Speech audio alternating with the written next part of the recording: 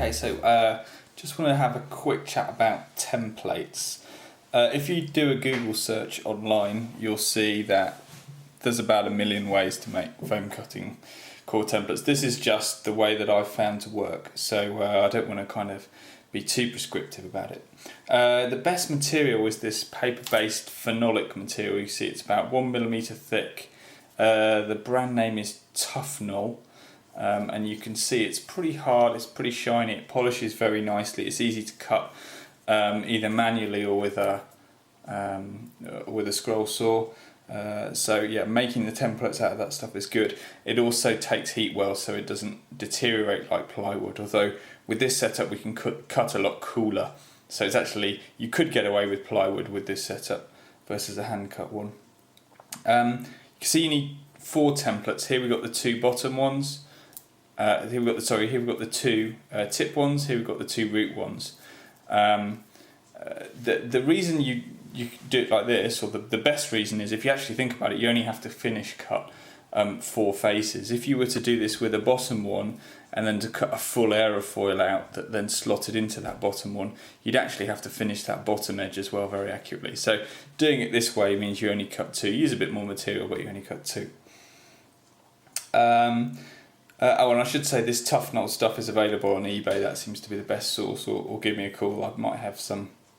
The printouts come straight from CompuFoil or any other airfoil cutting program. One thing, if you are going to vacuum bag your wings, these ones you can see are designed for stock. So here's where the wood leading edge is, and here's where the wood trailing edge stock is going to be. Just capping it. If you're going for a razor foam edge, you need to make the template slightly oversized.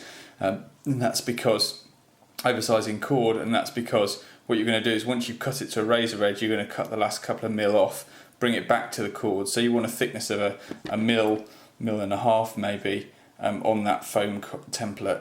That will mean that when you put it in the vacuum bag, that squeezes down to a razor, and you get the right cord.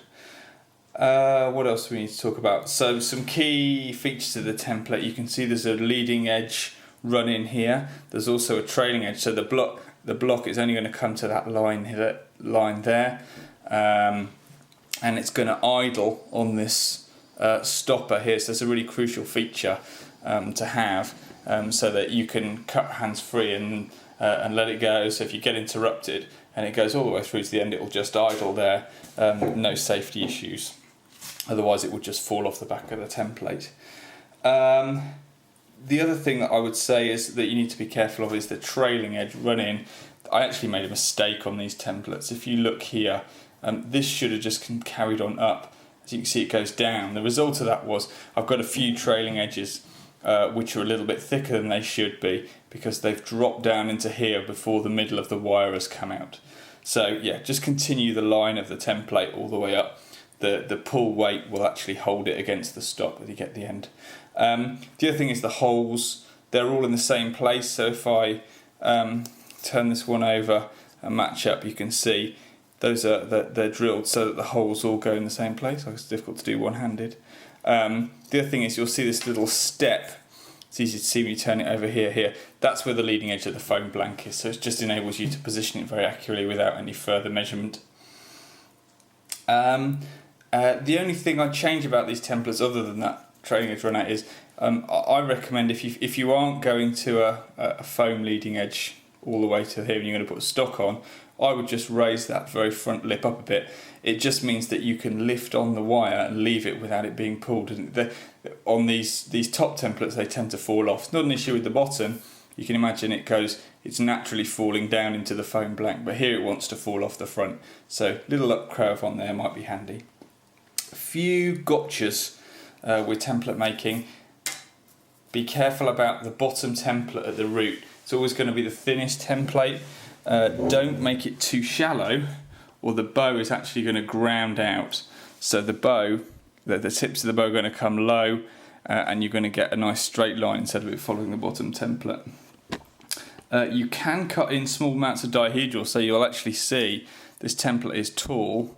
If I put it compared to the root template, you'll see I've done it so that I've got roughly speaking, the two tops of those templates. This is the tip, this is the root, are roughly the same height. So you can see that means that this is going to be quite a bit higher at the tip on the underside compared to the root one. That's a great way to cut in your dihedral, but remember this height here can be no higher than a bit less than half the foam block. If you're trying to get 2 cores out of one piece of foam, that's a crucial thing to remember. Otherwise you'll end up with these 2 top surfaces on the top and bottom, on the 2 halves of the wing colliding, and you'll bin your core set. And that's pretty much it, I think.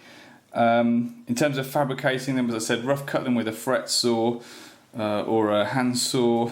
Sand round off the edges so that in profile, I'm sure you won't be able to see, but they're very slightly rounded that way. Sand them progressively to about 800 grade minimum. Finish them with wire wool if you've got some. If you haven't, it's not too much of an issue. And the other thing you can do is do the nail test. If you can run your nail across there without it catching, it's probably smooth enough. And then obviously drill the holes in these templates on top of each other like that. So attach them with 3M77 or a bit of masking tape. Drill those holes through so that when you're mounting them each time, they're going into the same holes in the root. And that's it on template making.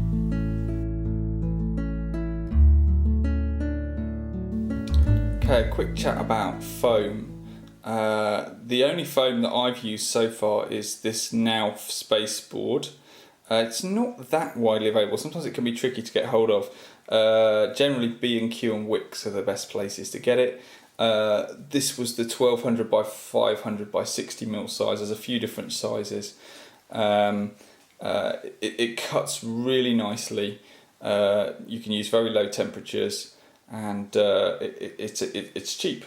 £5 to £8 a block, and it's a great foam. And you can see this is a core I've just cut. You can see it gives a nice fine result. I don't know whether how much that you can see, but you can see it's a very smooth core. That one, it's a nice one. Alternative foams, EPP obviously you could use if you can get a source. Very difficult to source an economically in the UK right now. One of the reasons why I believe Stanyo has stopped making EPP models for Phoenix. Obviously Dow blue and white are also good. You can get them from builders merchants, or look up Sheffield Insulations online if you want to find that. Just a quick thing about foam. If you've got a foam you don't know how it's going to cut, the easiest way is to get a scrap, hang the bow over it, and then do a test cut first. And then you'll be able to just slowly ramp up the current until it starts to cut nicely, and you're looking for 3-4 millisecond cut under gravity. Okay, so now it's time to string up the bow. One thing I didn't show you before, actually, when I was going through the equipment, are these. These are the red heads. They're just a small cylinder of aluminium alloy with a thread in the end and a screw. And this is how you attach the wire to the bow. Very simply, all you do is you create a loop. Those of you who are free flight flyers won't have any problem with this. Create a loop, wind it around a few times, and then angle it off. See, I just left the excess here. And then screw it down into one, and that's before you've cut it off. And you probably want 3 or 4 inches of excess over the length of the bow. So the length that you want, the final length that you want, is about 185mm. Or in old money that's 42 3/4 inches. Okay, it is quite important you get that distance right and you measure it first, because you can't add or remove tension from this bow. The only way you can do it is by taking the bow off and making it slightly shorter length. So it's one of the weaknesses of this setup, but generally it's a great setup. So do measure it first, put it out under tension, and then cut it 3 or 4 inches oversized. Okay, so now I'm going to string the bow. It's a pretty simple task. So what I do, flip out these ends like this, put that one on the floor, flip out the other end here, and then just slide this on. You can see it's got a tape stopper here. Hold that on, and I just put that down on the floor.